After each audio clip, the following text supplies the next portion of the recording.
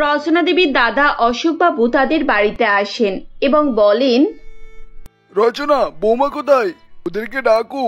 এবারে পুজোতে ওদের দুজনকে দুটো শাড়ি দেবো ভাবছি। ওদের কেমন শাড়ি পছন্দ একবার বলে যাক। তোর বৌদি তো মাথা খারাপ করে দিচ্ছিল, আমাকে এক সপ্তাহ আগে জানতে বলেছিল। আমি তো আগের সপ্তাহে ভুলেই গেছি। দাদা, বড় বৌমা রান্না করছে, ওকে ডেকে দিচ্ছি। তবে ছোট বৌমা নেই, ও বাপের বাড়িতে গেছে। ফিরে এলে তোমাকে জানিয়ে দেব। আরে এ কি কথা? আগের সপ্তাহে তো এসেছিলাম, তখন তো তোর বড় বৌমা ছিলই না। তা কি রোজ রোজ বাপের বাড়ি যায় নাকি? আর কি বলবো বলো, বাড়ির কথা কিবার শোনাবো তোমাকে। কিন্তু এসব তো ঠিক না। তুই বাড়ির গার্জেন, তুই তোর বড় বৌমাকে সামলে রাখতে পারিস না? তবে রোজ যদি বাপের বাড়ি যাই তাহলে চলে নাকি? এ আবার কোন ধরনের নীতি? এভাবেই অশোকবাবু তার বোনকে বৌমাদের রোজ রোজ বাপের বাড়ি যাওয়ার জন্য কথা শোনান। রচনা দেবীর কিছুই করার ছিল না, তিনি মাথা নিচু করে এসব কথা শোনেন। কিন্তু আসলে কি এমন ব্যাপার ছিল যে তার বৌমারা প্রত্যেকদিন বাপের বাড়ি যাচ্ছিল? 1 মাস আগের ঘটনা। 2 ছেলের বিয়ের পর 2 বৌমা রান্নাঘরে রান্না করছিল। তখন ছোট বৌমা ঝুমা বলে, দিদি, সারাদিন রান্নাঘরে থেকে থেকে আমার স্কিন কত কালো হয়ে গেছে দেখো। এখন মনে হচ্ছে আমি বাড়ির বউ নয়, বাড়ির কাজের মেয়ের মতো হয়ে যাচ্ছি। আর বলিস না, আমারও তো একই হাল। এদের এখানে সকাল থেকে সন্ধ্যা পর্যন্ত শুধু কাজ আর কাজ। ভেবেছিলাম বিয়ের পর বাড়িতে অনেক চাকর বাকর হবে, তাদেরকে দিয়ে কাজ করাবো আর নিজে আরামে থাকবো। কিন্তু এখানে এসে তো সবকিছু উল্টো হয়ে যাচ্ছে। তুমি জানো দিদি, আমার বাপের বাড়িতে একটাও কাজ করতাম না। আমার মা আর বৌদি আমাকে বসে বসে খাওয়াতো, সবার আমি আদরের ছিলাম। হ্যাঁ, আমার বৌদি যদিও আদর করতো না, তবে যা বলতাম তাই খাওয়াতো। আর আমার মতামত অনুযায়ী বাড়ির সব কাজ হতো। শ্বশুর বাড়িতে এসে সেসব তো ভুলেই গেছি। সারাদিন একটু আরাম করতে গেলেই কাজের কথা। আমি তো ভাবছি আজ কাজ হয়ে গেলে আমি বাপের বাড়িতে যাব, বাপের বাড়ি থেকে ঘুরে আসবো। আরে বাবার বাড়িতে যাওয়ার তো আমারও খুব মন। তোর মতো আমারও তো মাত্র 10 মিনিটের রাস্তা। কিন্তু একসঙ্গে দুজনে চলে গেলে এখানে আবার রামায়ণ মহাভারতের যুদ্ধ শুরু হয়ে যাবে। দিদি, এক কাজ করলে হয় না? ধরো আমি সকালে বাপের বাড়িতে গিয়ে একটু আরাম করে ঘুরে টুরে আসি, তারপর তুমি বিকালে যাও। এভাবে 3-4 ঘন্টা আরাম হয়ে যাবে আমাদের, আর মুডও ফ্রেশ হয়ে যাবে। ঝুমার কথায় বৃষ্টি রাজি হয়ে যায়। এরপর ঝুমা তার শাশুড়ির কাছে গিয়ে বলে, মা, আমি একটু মায়ের বাড়ি যাচ্ছি, ওখানে আমার কিছু কাজ আছে। আপনার কিছু দরকার পড়লে আপনি দিদির কাছ থেকে চেয়ে নেবেন। আচ্ছা ঠিক আছে বৌমা, এসো। বিকেলে বৃষ্টি তার শাশুড়ির কাছে আসে আর বলে, মা, ঝুমা ওর মায়ের বাড়ি থেকে চলে এসেছে। একটু আমি এখন মায়ের বাড়িতে যাচ্ছি, মা ফোন করে ডেকেছে। আসলে অনেকদিন যায়নি তো। এসব কি কথা বৌমা? আজকেই তো ছোট বৌমা বাপের বাড়ি থেকে এলো, আর আজকেই তোমাকে যেতে হবে? তুমি অন্য কোনো দিন যেতে পারবে না নাকি? মা, আপনি তো ছোটকে কিছুই বললেন না। ও বলার সঙ্গে সঙ্গে আপনি রাজি হয়ে গেলেন। আমি সারাদিন বাড়িতে সমস্ত কাজকর্ম করলাম, সবাইকে খেতে দিলাম, আর এখন যখন আমি 2 ঘন্টার জন্য বাপের বাড়ি যাব বলছি, আপনি আমায় এত কথা শুনিয়ে দিলেন। আমি কি আপনার বৌমা নয়? ছোট একাই আপনার বৌমা। আরে বাবা, এই কথাটা কি এভাবে বলার কি আছে? আমি এই বুড়ো বয়সে তোমাদের ঝামেলা সহ্য করতে পারবো না বাপু। তোমাদের যেখানে খুশি তোমরা যাও, আমি তোমাদেরকে আর কোনোদিনও কোনো কাজে বাধা দেব না। এভাবেই রচনা দেবী রাগের মাথায় তার 2 বৌমাকে বাপের বাড়ি যাওয়ার জন্য অনুমতি দিয়ে দেন। ব্যাস, এরপরে আর কি ছিল? 2 বৌমা এই সুযোগে নিজেদের কাজ মেটাতে থাকে। প্রত্যেকদিন সকালে ছোট বৌমা গিয়ে তার বাপের বাড়িতে ঘুরে আসতো, আর বিকালে তার বড় বৌমা। এবং 2 বৌমার এই অত্যাচারে রচনা দেবী জর্জরিত হতে থাকেন। এদিকে বাপের বাড়িতেও দুজনে ঝামেলা শুরু হয়। একদিন বৃষ্টি তার বৌদির কাছে গিয়ে বলে, বৌদি, আজকে কি রান্না করেছো? এখানে এত ফুলকপি, টমেটো এসব কাটা কেন? আজকে তোমার দাদা খিচুড়ি খাবে বলেছে, সেজন্য খিচুড়ি করছি। ও আচ্ছা, ফুলকপি বাঁধাকপি সব যখন কাটাই আছে, তাহলে তুমি আমার জন্য একটু পকোড়া তৈরি করে দাও না গো। আমি বাইরে বসে আছি, পকোড়া খেতে খেতে টিভি দেখবো। দিদি, আজকে এমনিতেই অনেক দেরি হয়ে গেছে, আজকে আর পকোড়া করতে পারবো না গো। খিচুড়ি রান্না করার পর আমাকে বাবুর খাবার তৈরি করতে হবে। আরে বৌদি, 2টো পকোড়া করতে কত সময় লাগে গো? এমনিতে তো সবজি কাটাই আছে, তুমি শুধু একটু বেসন গুলে গরম তেলে ছেঁকে নাও। আর শোনো, একটু ভালো করে ঘন করে চা করবে, চা ছাড়া আবার পকোড়া জমে না। এই বলে বৃষ্টি সেখান থেকে চলে যায়। এদিকে নন্দিনী বিরক্ত হয়ে মনে মনে বলে, এসব কি হচ্ছে? আজ 1 মাস ধরে দিদি প্রত্যেকদিন এখানে চলে আসছে। আজ এই খাবো, কাল ওই খাবো, আজ এই করে দাও। আরে আমিও তো একটা মানুষ, এখানে এত লোকের এত খাবার করি, এত ধরনের কাজ করি, তার উপরে ওনার বড় বড় ফরমাস, যেন মনে হচ্ছে উনি এই বাড়ির মালকিন আর আমি কাজের মেয়ে। এদিকে বৃষ্টি তার মায়ের কাছে গিয়ে বলে, মা দেখো না, কালকে আমি বৌদিকে বললাম আমার জন্য পনিরের তরকারি করবে আর ফ্রাইড রাইস করবে। বৌদি এখন খিচুড়ি বানাচ্ছে, আমি কিন্তু খিচুড়ি খাবো না। তুমি বৌদিকে বলে ফ্রাইড রাইস আর পনিরের তরকারি বানিয়ে দাও। শুধু বৃষ্টি নয়, ঝুমাও তার মায়ের বাড়িতে গিয়ে এসব জিনিসই করছিল। এ কি মা, তুমি সব ঘরে এই ধরনের পর্দা কেন লাগিয়েছো? চলো আজকে মার্কেটে গিয়ে সুন্দর সুন্দর ঝকঝকে ধরনের পর্দা কিনে আনি। কিন্তু ঝুমা, এই পর্দাগুলো তো একেবারে নতুন। তোর বৌদি কালকেই সব পর্দা লাগিয়েছে, কত সুন্দর তো লাগছে। সুন্দর লাগছে? বাড়িটাকে দেখে মনে হচ্ছে হসপিটাল, আর এখানে সব রুগীরা বসবাস করে। এত হালকা কালারের পর্দা বাড়িতে মানায় নাকি? কিন্তু মা, তোর বৌদির পছন্দ এই রং, ও একটু হালকা কালার পছন্দ করে। আমারও তো বেশ ভালোই লাগছে। বৌদির যেমন বুড়ো ধরনের পছন্দ। আরে যেটা ভালো লাগছে না ব্যাস। শোনো, তুমি যদি না যাও তাহলে তুমি আমাকে টাকা দিয়ে দাও, আমি নিজের পছন্দ মতো কিনে আনবো। এভাবেই ঝুমা জোর করে বাজার থেকে রঙিন পর্দা কিনে আনে এবং বাড়ি থেকে হালকা কালারের পর্দা সরিয়ে দিয়ে সেই রঙিন পর্দা টাঙিয়ে দেয়। দু যাই তাদের বাপের বাড়িতে গিয়ে নিজেদের মতো মতামত, নিজেদের পছন্দ অপছন্দ এগুলো তাদের উপরে চাপিয়ে দিচ্ছিল, যার ফলে তারাও বিরক্ত হচ্ছিল। কিছুদিন কাটার পর তাদের শাশুড়ি রচনা দেবী খুবই বিরক্ত হয়ে যান এবং বলেন, না, এবার আমাকে শক্ত হতেই হবে। এই বৌমাদেরকে বলে তো আমি আর পারছি না, এদের মাদেরকেই আমাকে বলতে হবে। কথাই বলে না, কান টানলে মাথা আসে, আমাকে তাই করতে হবে। এরপর রচনা দেবী প্রথমে ঝুমার মা সুলেখা দেবীকে ফোন করে। দিদি কেমন আছেন? হ্যাঁ ভালো আছি দিদি, অনেকদিন পর ফোন করলেন যে, বলুন আপনি কেমন আছেন? আমার আর কি, যতদিন হাত পা চলছে ততদিনই সবকিছু ভালো থাকবে, হাত পা পড়ে গেলে তখনই কষ্ট হবে। আরে আরে, আপনার কেন কষ্ট হবে? আপনার বাড়িতে দুটো বৌমা আছে, আপনি তো দুদিক থেকে সেবা পাবেন, আরামেই কাটবে আপনার বয়সকাল। হ্যাঁ, সে যা আরামে কাটবে সে আমি ভালোই এখন থেকে বুঝতে পারছি। বাড়িতে দুটো বৌমা আছে ঠিকই, কিন্তু এভাবে দুজনে প্রত্যেকদিন যদি বাপের বাড়িতে চলে যায় তাহলে আমি আমার সংসারটা কিভাবে সামলাবো বলুন তো? মানে আপনি কি বলতে চাইছেন? দেখুন দিদি, আমি আপনাকে অভিযোগ করছি না, কিন্তু আপনি বলুন, এভাবে যদি প্রত্যেকদিন বৌমারা আপনাদের ঘরে গিয়ে থাকে তবে আমার কেমন লাগে? আমি তোকে বলেছি যে যা কাজ আছে দুজনে গিয়ে দুদিন ভালো করে মিটিয়ে আসো। এভাবে প্রত্যেকদিন ওখানে যাবার কি আছে বলুন তো? আমাদের আত্মীয় স্বজন পাড়া প্রতিবেশী বলেও তো কিছু একটা আছে, তারা কি মনে করবে বলুন তো? আমি আপনার কথা বুঝতে পারছি দিদি, আসলে আমিও না ওকে এ ব্যাপারে কিছু জিজ্ঞাসা করিনি।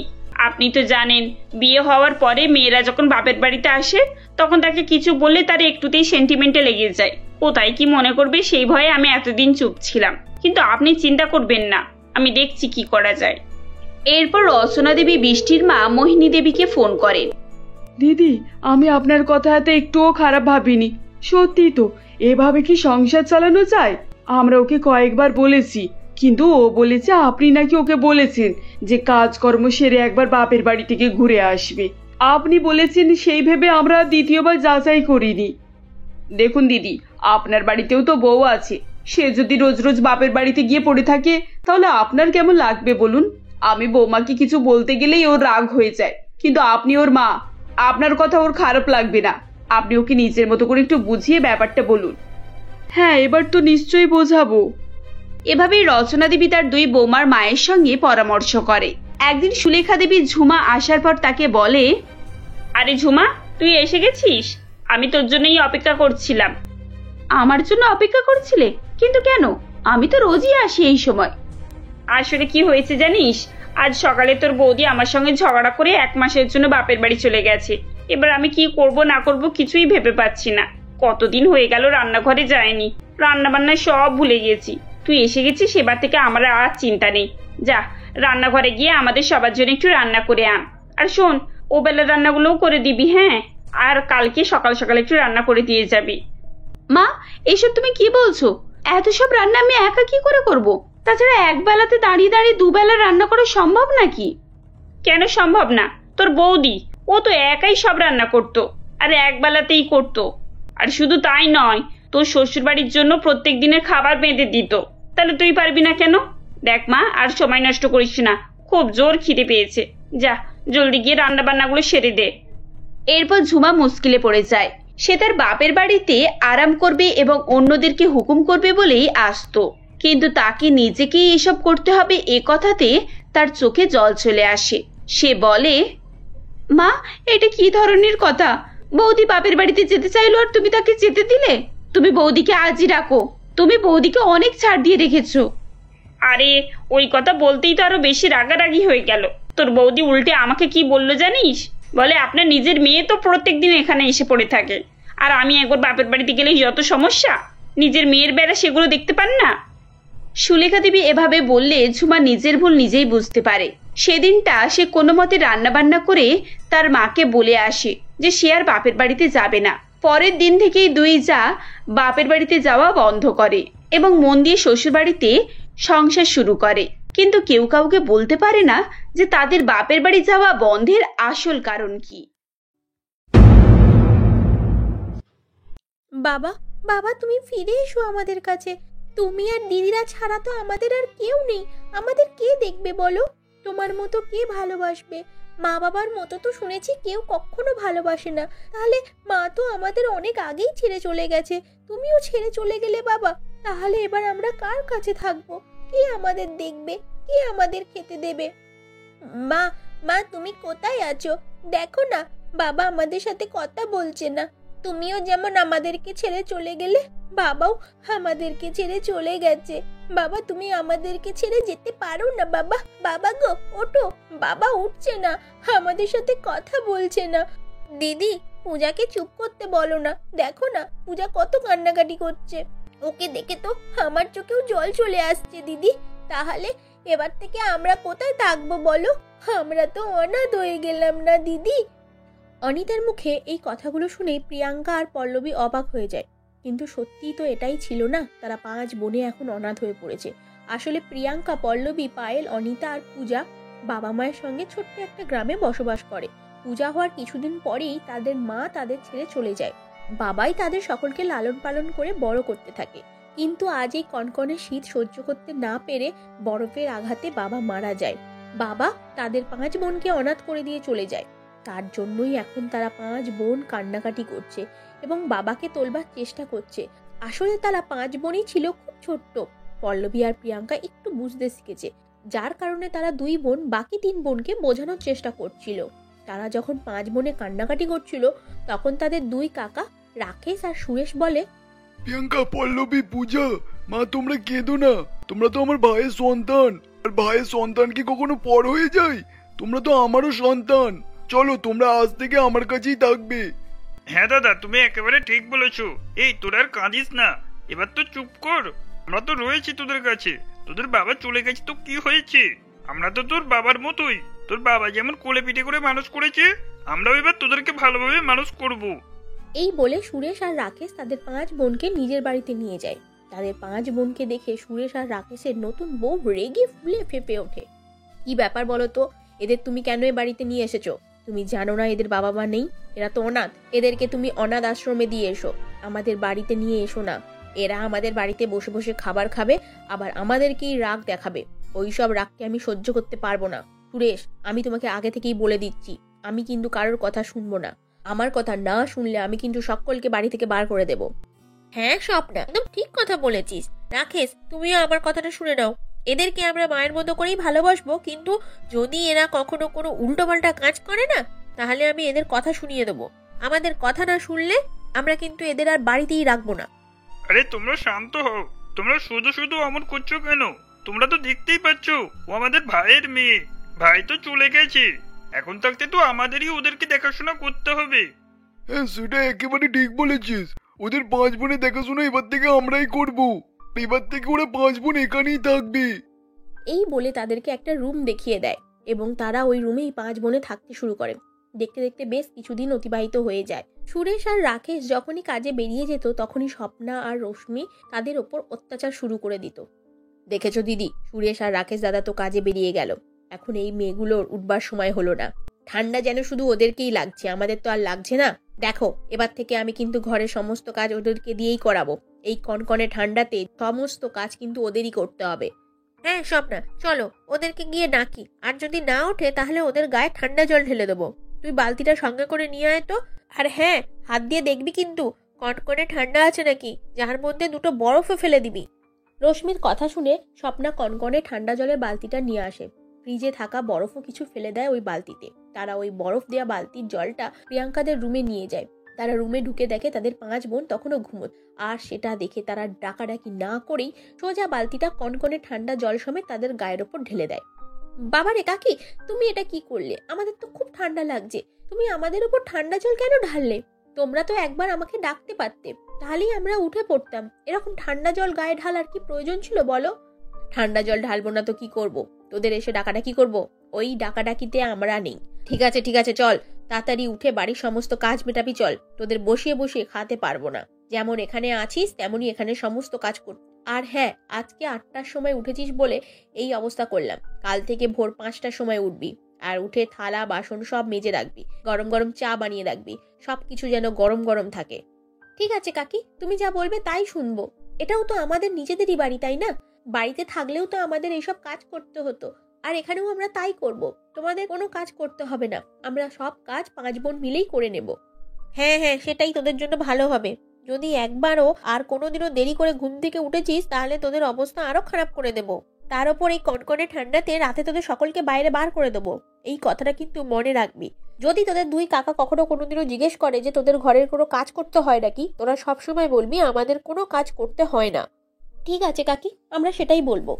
রোশনি আর স্বপ্না তাদের 5 বোনকে এরকম ভাবেই গরম দিয়ে চলে যায়। তারা রোজ শীতকালে সকালবেলা দেরি করে উঠতে থাকে, আর বাড়ির সমস্ত কাজকর্ম তারা ওই 5 অনাথ বোনের ওপর ছেড়ে দেয়। যখনই তারা কোনো কাজ করবে না বলে তখনই তাদের ওপর অত্যাচার শুরু হয়ে যায়। রোশনি আর স্বপ্না তাদের মারধর করতে শুরু করে দেয়। এরকম ভাবেই দেখতে দেখতে বেশ কিছুদিন অতিবাহিত হয়ে যায়। একদিন সুরেশ আর রাকেশকে কাজের ব্যাপারে শহরের বাইরে যেতে হয়। তারা বাড়িতে এসে ব্যাগপত্র প্যাকিং করে এবং তাদের 5 বোনকে বলে, প্রিয়াঙ্কা, পল্লবী, তোরা কিন্তু তোদের 3 বোনে ভালোভাবে দেখাশোনা করবি আর ওদের ভালোভাবে খেয়াল রাখবি। আর হ্যাঁ, ওদের কোনো কষ্ট দিবি না। আর আমরা তো কয়েক মাসের মধ্যেই ফিরে আসবো। তোমরা সবাই ভালোভাবে থেকো। সব না, তুমি ওদের ভালোভাবে দেখাশোনা করো। হ্যাঁ, শুধু স্বপ্না কেন, রজনী তুমিও ভালোভাবে দেখাশোনা করো। 5 মেয়ের যেন কোনোভাবে না কোনো কষ্ট হয়। এইভাবে কথাবার্তা বলার পর তারা 2 ভাই শহরের উদ্দেশ্যে চলে যায়। তারা 2 ভাই শহরে চলে যাওয়ার পর স্বপ্না আর রশ্মিকে আটকানোর মতো কেউ ছিল না। তাদের 5 বোনের ওপর আরো বেশি বেশি অত্যাচার করতে থাকে তার 2 কাকি। এরকম ভাবে দেখতে দেখতে বেশ কিছুদিন অতিবাহিত হয়ে যায়। ঠান্ডা জলে কাজ করতে করতে এবং কনকনে শীতের সকালে শীত সহ্য করতে না পেরে পূজা অনেক অসুস্থ হয়ে পড়ে। সকালবেলা উঠতেই পারছিল না, তার গায়ে অনেক জ্বর ছিল, যার কারণে প্রিয়াঙ্কা 2 কাকির কাছে যায় আর বলে, কাকি দেখো না, পূজার শরীর খুব অসুস্থ, তোমরা কিছু টাকা দাও না, আমি ওকে ডাক্তারের কাছে নিয়ে যাব। না হলে ও একদমই উঠতে পারছে না, এত ঠান্ডা কনকনে জল ঘেটে এরকম অবস্থা হয়েছে। তোর মনে শরীর অসুস্থ আর আমরা টাকা খরচ করতে যাব কেন? হে, এর জন্যই কি আমার স্বামীরা রোজগার করছে? তোর বোনকে আমি কোনোভাবেই টাকা দিতে পারবো না, আর তারও চিকিৎসাও কোনো রকম ভাবে আমি করাতে পারবো না। তোরা যা পারিস তাই কর, আর হ্যাঁ, আমাদের কাছে কিছু চাইতে আসবি না। রোশনি কাকির মুখে এইসব কথা শুনে প্রিয়াঙ্কার মন খারাপ হয়ে সেখান থেকে চলে যায়। প্রিয়াঙ্কার কিছুই করার ছিল না, কারণ মজবুরিতেই তাকে কাকিদের কাছেই থাকতে হচ্ছিল। আর এই কনকনে শীতে 5 বোনকে নিয়ে অন্য কোথাও যাওয়া যেত না, তাই এক প্রকার বাধ্য হয়ে দিন কাটাতে হচ্ছিল প্রিয়াঙ্কাদের। প্রিয়াঙ্কা কাঁদতে কাঁদতে ছোট বোনকে বলে, বোন তুই চিন্তা করিস না, আমি সবসময় তোর পাশে আছি। তোর হাতটা দে, পাটা দে, একটু আমি ঘষে দিই, তোকে অনেক গরম লাগবে, দেখবি তুই সুস্থ হয়ে উঠবি। এই বলে প্রিয়াঙ্কা, পল্লবী, অনিতা সকলেই পূজার চারিপাশে বসে তার হাত পা মালিশ করে দিতে থাকে। স্বপ্না আর রোশনিও একটা বাহানা খুঁজতে থাকে যাতে তাদের 5 বোনকে বাড়ি থেকে বার করে দিতে পারে। এরকম ভাবে দেখতে দেখতে আরো বেশ কিছুদিন কেটে যায়। বেশ কিছুদিন কেটে যাওয়ার পরও যখন পূজার শরীর সুস্থ হয় না, পূজা বিছানাতেই শুয়ে থাকতো, তা দেখে রোশনি আর স্বপ্না বলে, তুই কি শুধু বিছানাতেই শুয়ে থাকবি? তুই কি এখানে আরাম করতে এসেছিস? চল চল, ওটা আগে এক্ষুনি এখান থেকে, নয়তো তোর গায়ে এক্ষুনি ঠান্ডা কনকনে জল ঢেলে দেবো, তখন তুই বুঝতে পারবি। যা যা গিয়ে কল থেকে জল নিয়ে আয়। কাকি, পূজাকে কিছু বলো না, পূজার শরীর খুব অসুস্থ, তুমি আমাকে বলো, আমি তোমাকে জল এনে দিচ্ছি। এই, আমি তোকে কিছু বলেছি? তাহলে তুই কেন পিছনে কথা বলতে আসছিস? আমরা তো তোদের দুজনকে কিছু বলিনি, তোর ছোট বোনকে বলছি, আর ছোট বোনকেই জল নিয়ে এসে দিতে হবে। যদি না পারে তাহলে আমরা এই বাড়িতে কোনো মতেই থাকতে দেবো না তোদের। বেরিয়ে যা আমাদের বাড়ি থেকে, খুনি আমাদের বাড়ি থেকে বেরিয়ে যা, আমাদের বাড়িতেই থাকবে, আবার আমাদেরই কোনো কথা শুনবে না। এই বলে রশ্মি আর স্বপ্না তাদের 5 বোনকে বাড়ি থেকে বার করে দেয়। সামান্য একটু কথাতেই তাদের মারধর করে বাড়ি থেকে বার করে দেয়। 5 বোন কাঁদতে কাঁদতে বাড়ি থেকে বেরিয়ে আসে। যাওয়ার তো কোনো জায়গাই নেই। কিছুই ভেবে পাচ্ছিল না পূজা। তখন পূজার গায়ে প্রচন্ড পরিমাণে জ্বর ছিল, তাই প্রিয়াঙ্কা তাকে এক ডাক্তারখানায় নিয়ে যায়। ডাক্তারবাবু, ডাক্তারবাবু, আমার বোনের শরীর খুব অসুস্থ, আপনি ওকে একটু দেখুন না। ওকে কি ওষুধ দেবো না দেবো কিছুই তো বুঝতে পারছি না। তোমাদের কাছে পয়সা আছে? পয়সা ছাড়া কিন্তু এখানে চিকিৎসা হয় না। পয়সা যদি না থাকে এখান থেকে এক্ষুনি বেরিয়ে যাও। এক মুহূর্ত এখানে না দেখি। ডাক্তারবাবু, দয়া করে আমাদের একটু সাহায্য করুন। আমার ছোট বোনের শরীরটা খুব অসুস্থ, ওকে বাঁচিয়ে নিন ডাক্তারবাবু। আমরা 5 বোন অনাথ, আমাদের বাবা মা কেউ নেই, তার জন্যই আমাদের কাছে কোনো টাকা পয়সা নেই ডাক্তারবাবু। প্রিয়াঙ্কার মুখে এইসব কথা শুনে তখন ডাক্তারবাবু কোনো কথা বলে না। তাদের 5 বোনকে ধাক্কা মেরে চেম্বার থেকে বার করে দেয়। তখন তারা 5 বোন কাঁদতে কাঁদতে জঙ্গলের দিকে চলে যায়। জঙ্গলে গিয়ে দেখে সেখানে একটা ফাঁকা জমি রয়েছে এবং তার মাঝখানে একটা ছোট্ট বাড়ি রয়েছে। কেউ আছেন? এখানে কেউ আছেন? আমাদের একটু খাবার দিন না, আমাদের খুব জোর খিদে পেয়েছে, আর আমাদের একটু সাহায্য করুন না। আমার বোনটাকে নিয়ে আমরা আর কোথাও যেতে পারছি না, আমাদের কেউ সাহায্য করছে না, দয়া করুন, কেউ যদি থাকেন আমাদের একটু সাহায্য করুন। প্রিয়াঙ্কার এই কথা শুনে বাড়ির ভেতর থেকে এক বৃদ্ধ মহিলা বেরিয়ে আসে। তারপর তার 5 বোনকে নিজের নাতনির মতো করে বাড়িতে থাকতে দেয়। প্রিয়াঙ্কা তাকে সমস্ত ঘটনা শোনায়। প্রিয়াঙ্কার ঘটনা শুনে বৃদ্ধ মহিলার চোখে জল চলে আসে। তোমরা 5 বোনে আমার কাছেই থাকবে, আমি তোমার ঠাম্মির মতো।